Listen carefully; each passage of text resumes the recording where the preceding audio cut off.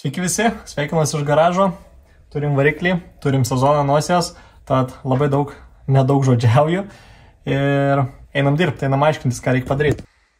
Čia turime S55 variklį, kaip kalbėjom, MKS motoras. Šiandienos tikslas yra išsiaiškinti, kas čia ant jo dedasi, nuimti ko nereikia, tai išsiaiškinti, kaip panaikinti tą dalyką, išsiaiškinti visus šitus dalykus ir turbūt pasižiūrėti, kaip čia bus su turbom.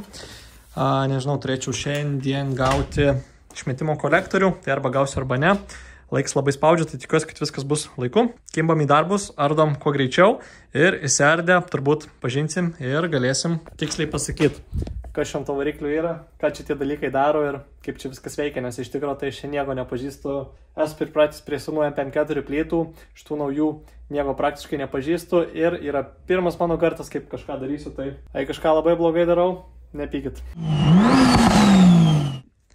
Nu va, šiek tiek apsiplovim variklį. Iš pradžių kažkokią labai lievą chemiją ploviau, tai visiškai neėmė. Atrodė, kad ne frasas, bet net tepalo nepaėmė, tai po to breiklineriu išpurškė viską ir nupurškė oro. Tai variklis nėra jisai idealus, nėra idealiai švarus, bet prie tokio galima dirbti, su rankų netepa. Mano toks tikslas ir yra, nenoriu, kad niekas iki galo nebūtų tobula, nes kai padarai dalykus tobulai, tada dalykų yra labai gaila. Mano visų dalykų yra esmė, kad aš jos galėčiau laužyti, mano tikslas yra važiuot aršiai, žodžiu. Esmė, kad neprisirišu prie dalyko per daug stipriai, nenoriu, kad jis būtų pilnai tobulas, nes tada jį reiškia investuota daug laiko, darbo ir visa kita. O čia turi atlikti darbą gerai ir kad neskaudėtų galvos. Tai va, kažkokį happy mediumą pasiekėm tuo ir viskas gerai. Norėjau pasikeisti tas tarpinytės čia esančio filtro korpuso raušintuvo, bet prisiminiau, kad turim dar nuvažiuoti pas suvirintoją, kad ant korpuso privirintų tokį AN angaliuką. Tai va, išsivaliau šitą dalyką, reiks nusivežti, turbūt greit suvirins. Tikiuosi, čia aliumas nėra labai pakorodavęs, tai lengvai virinsis ir prilips tas siūlėnės. Žinau, kad su senais aliumais būna bairių, kad tiesiog iš vidaus lenda nešvarumai ir jis niekaip nesusivirina. Tai gal netyčia pasiseks. Čia išsimesim esančią vandens pompą ar termostatą, nes, tiesiog elektrinį pompą, jinai stovi automobilio gale ir realiai jinai reguliuos visą temperatūrą pagal paprastų principų. Kai reikia variklį aušinti, pumpa įsijungia, kai nereikia aušinti, kai reikia jam tiesiog pašilti, tai pumpos nejungia ir taip variklis šyla. Tai va, labai paprastų principų dauguma driftkarų Lietuvoje veikia su galia radikais, tai čia bus neišimtis, nieko neišradinėsim, termostatų nedėsim ir turėtų viskas būti gerai. Tai va, radau vieną tik įdomų portą, čia yra vakuumų pompa ir vakuumas eina turbūt į stabdžių puslę originaliai. Čia tokio dalyko nėra. Tai dar reikia išsiaiškinti, ar šitą tiesiog palikti atvirą atmosferą ar kaip, nes iš principo ją užkimšim, tai čia teoriškai turėtų darytis begalinis vakuumas, kas nėra šitai pompai gerai, gali jinai subirti ir visa kita. Na, bent aš taip mąstau, tai šitą dar įsiaiškinsim. O šiaip tikrai nesitikėjau, nes variklis yra daug paprastesnis. Maniau, kad čia bus kalnai elektros, kalnai sensorių, kalnai visokių solenoidų ir panašiai. Realiai tai yra dar paprasčiau, nes nebėra jokių vakuumų. Nesniuose varikliuose viską valdo vakuumai, tai atsiranda daug linyčių, mažų vakuumų ir panašiai, visokių laidelių, į aktuatorius ir panašiai. Čia tiesiog to nėra, čia viskas yra elektra, tai realiai net paprašiau. Sekantis žingsnis, einam susipažinti su visų šitų grožių, kas čia vyksta. Kažkurio momentu galvojau, kad važiuosiu su pradžiui, nežinau kaip bus su finansais, gal pradžiui paliksiu biškį su stock turbom, po to pasiupgraidinsim, tai nusipirkau downpipus, bet dabar jų nereikės, tai realiai turbos, downpipus reiks parstuot, gal kažkam netyčia prireiks. Einam įsiaiškinti, čia irgi toks pradžiui atrodo baugiai, bet manau viskas turėtų neblogai nusimti. Na, galima sakyti, pilnai išardim, kiek reikėjo išardyti, daugiau tikrai nelysim, realiai nėra tikslo kažkur dar labiau giliau. Priekinį riebokšlį jau esu pakeitęs, tai liks tik galinį pakeist. Na ir po to visą kitą renkant susidės visos naujos tarpinytės, ką čia surinkinėsim. Tai išmetimo pusė yra labai paprasta. Kadangi šitas variklis originaliai eina su gamyklinėm turbinom, tai yra ir tepimo taškai, ir aušinimo taškai. Tai vienintelis niuansas, kad turim čia 2 maitinimo taškus tepalui ir 2 nubėgimo, kadangi išmesim twin turbo gamyklinės ir dėsim vieną single didelį, tai mums vieno padavimo ir vieno grįžtamo nebereiks. Šitus dalykus tiesiog užkimšim 2, o aušinimą tikrai panaudosim.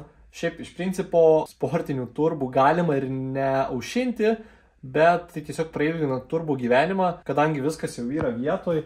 Ir tikrai reiks, manau, nedaug pastangų atvest nuo čia iki turbinos ir nuo turbinos iki turbūt čia, kad ilgi tiesiog nepadarius to ir, prailginti turbos gyvenimą ir jai padaryti. Tiesiog jai palengvint darbą, tai nematau priežasties, kodėl taip nedaryt. Buvau MP4 motorę pasidaręs aušinimą.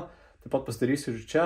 Realiai ten dar daugiau pastangų reikėjo. Bus čia iš vis paprasta. Čia dar pažaidžiau su tokia plokštelė. Čia yra antrinio įpurškimo setupas, kadangi gamykliniai purkštukai ir aplamai visa kuro sistema baigėsi ties kažkur 650 arklių.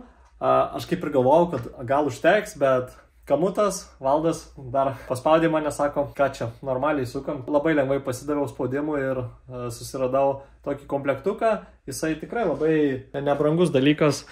Nusipirkau jį dėvėtą. Turbūt dar nieks nemodina šitų variklių taip, dėl to rinkoje yra tokių dalykų ir galima nebrangiai nusipirkti. Čia eis 6 purkštukai, didelėse apkrovose, kai reiks papildomai kuro. Įsijungs, tai bus antrinis įpurškimas. Realiai su tokiu kuro sistema, arkliai jau tampa neberiboti, jau riboja kiti dalykai, tai nemanau, kad mes išsuksim tą sistemą, kiek reikia, bet esmė, kad turėti turbakam žiauriai svarbu turėti gerą resursą, atsargą kuro sistemoje, nes jinai yra labai svarbi.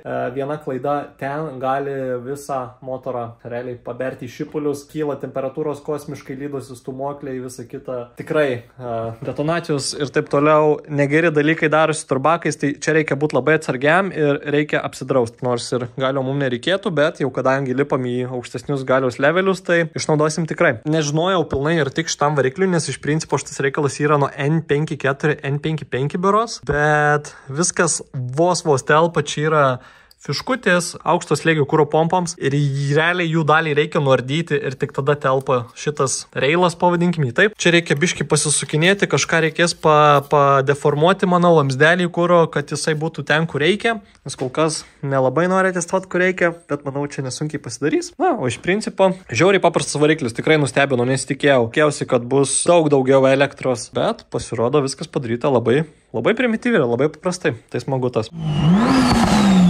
Užsidėjau atgal suvirintą filtro korpusą. Žodžiu, viskas AN galima bus adaptuoti automobiliui. Tiesiog reiks pasidaryti šlangą, įsidėjom generatorių ir pirmosios problemos. Čia turime aftermarket skrėmulį, kadangi šiti varikliai originaliai, jie visi ėjo kėbuluosi, kurie turėjo elektrinės kolonėlės vairo, tai hidraulinių siurblių tiesiog kaip opcijos nėra. Yra opcija panaudoti N54 motorai berods turėjo. Kažkur originaliai va čia buvo vairo stiprekas, bet tada reiktų turbūt ir generatorių keisti, nes čia yra 8 PK diržas, o ten 7 PK visa sistema, kiek aš žinau. Tai aš pasirinkau nusipirkti tokį kronšteiniuką ir skrėmulį. Pagrindinė problema, kad perkant nepasakė, kokį siurblį naudoti.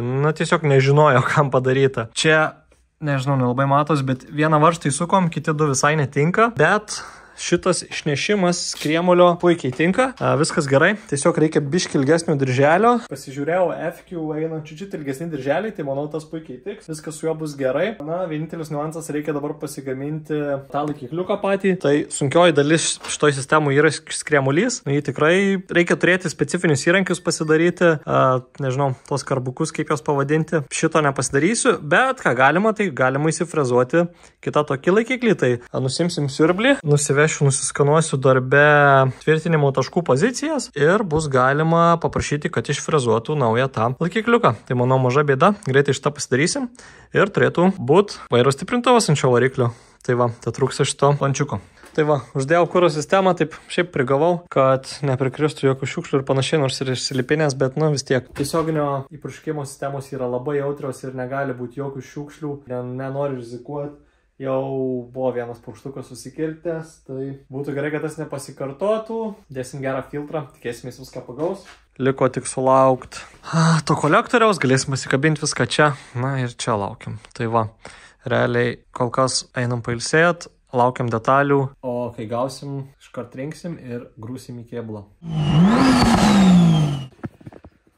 Ką, antrą dieną dirbam toliau prie variklio ir už kadro pasitariau porą tokių kūrybinių darbelių, pavadinkim. Pasitariau laikiklius babinom ir pristaikiau Audi babinas. Tai jos originaliai neina, reikia pašlifuoti, nuimti čia visokių apsaugėlių, čia pripjauti metalą einantį ir prisitaiko, nes Kamutas sakė, kad čia originaliai einančios babinos yra silpnas labai ir nieko gero nelaikys, tai arba reikia ieškoti kažkokių alternatyvų, arba čia yra išbandytas, veikiantis daiktas ir jau kadangi tam yra pravodkė padaryta, tai viskas gan neblogai. Natūraliai šitos dėžės eina parko režime, tad čia sukasi šita dalis, bet šito dalyko neina išjudinti, na, automatas iš principų. Čia vat, patrauks tokią lapkutę, jis atsirakina ir tada jau galima daryti visus dalykus, ką su juo reikia daryti. Tai pasigaminau tokį strypelį, kuris įsidės ir prisisuks čia. Išmesim permanently, kad išjungtumėm parką, sikištą kojelį ir žodžiu. Bus galima dėti, va, liko užsimau dėžę ant variklio ir bandysim primatuoti. Principe, nėčiau ką daug kalbėti. Maunam variklį daugiau mažiau vietą.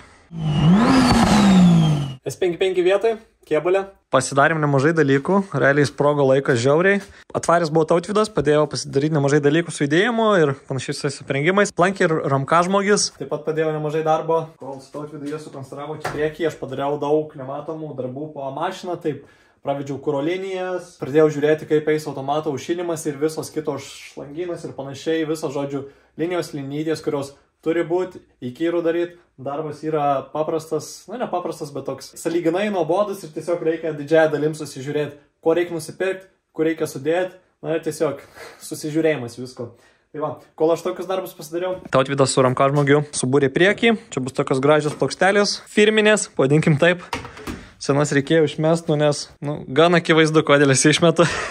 Ir radiatorius biški platesnis, dabar kurį naudosiu, tai realiai tiesiog sonom nebūtų tilpę, šitos šiek tiek kitaip eina, tai ir atsiranda nemažai vietos. Tai čia tiesiog reikia dasimušti visus Fabworksus ir bus galima atsinaujinus bežbarą jį nusidažyti per naują, kažką čia viską pasidažinėti. Realiai reiks šitą visą vamzdį išmest, nes, pas mane mašinos mato dalykų, tai čia jau yra virinta, lenkta, virinta, lenkta, žodžiu. Ką jau darau gerai, tai tikrai darau gerai. Patikrinimą visos mechaninės dalies, kas lūžta, kas linksta, aš surasiu. Čia man nėra problema, su blokais pasveikinam dažnai. Pradėjau žiūrėtis dėl stipriako ir supratau, kad akivaizdu, nežinau, koks ten siurblys eina, neaišku, kokį nusipirkti, išverčiau visas svetainės, kur parduoda dėvėtas dalis. Žinau, kad tas siurblys turi būti nuo tokio kėbulo, tai realiai visus siurblius praėjau ir supratau, kad praktiškai visi siurbliai yra ganėtinai panašūs.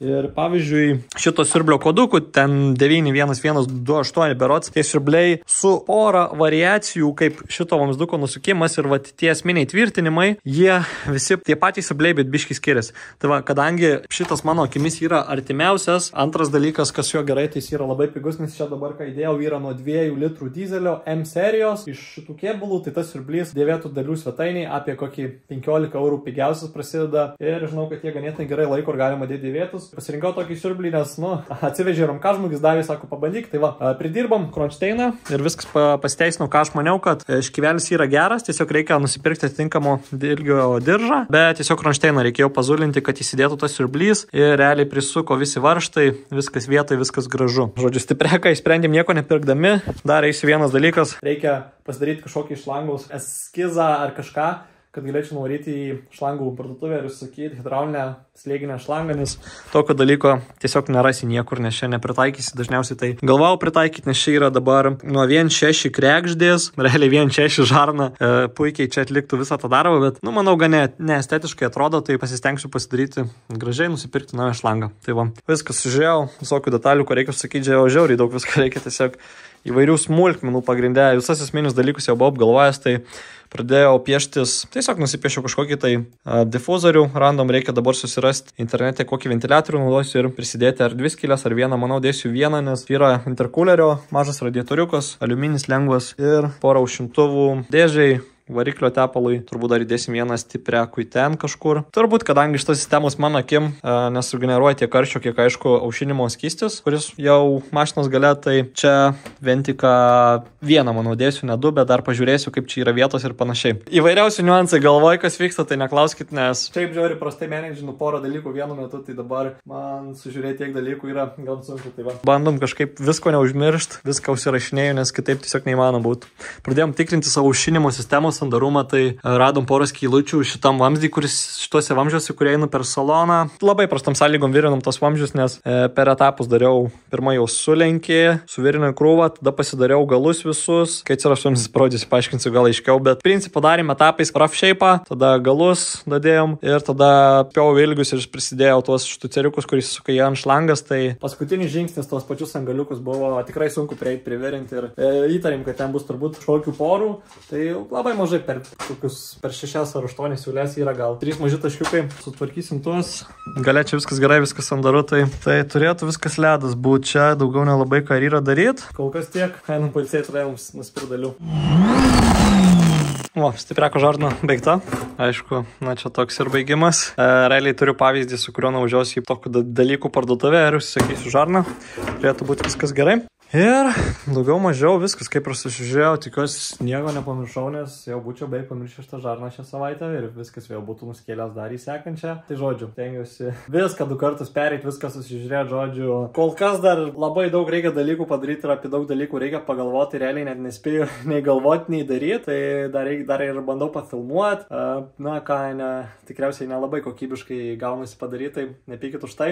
Vėliau tikiuosi išmoksim ir patobulėsim ir galbūt turėsim laiko pakvėpuoti ir pagalvoti, ką daryti su tuo YouTube'u. Gal kokybiškiau pradėsim daryti eigoje. Plano jokio neturiu, spėjau net galvoti apie YouTube'ą, tai tiesiog bandau nepraleisti kažką parodyti, pafilmuoti. Jei norit kažką specifinio pamatyti, kažką labai konkretaus ir norit paklausti, tai visą laiką yra komentarai, klauskit komentaruose, visus pažiūriu, paskaitau. Ačiū už gerus atsiliepimus po pirmo video, tikrai duoda žiauriai daug motyvacijos kažką daryti toliau. Pasistengsiu nepaleisti to tikrai. Jei norit kažką pamatyti, klauskit. Jei norit pamatyti kažką apie kitus buvusius krepšinio komandos draugus, tai klauskite ir apie juos. Pasitengsiu gal ir juos pakalbinti, nes tikrai sutarėm su visais. Tai galbūt apie tą patį Tromkažmogį paklausinėkit, suteikit ir ją motyvacijos, kad pradėtų kažką daryti ir pafilmuosim kažką apie jį.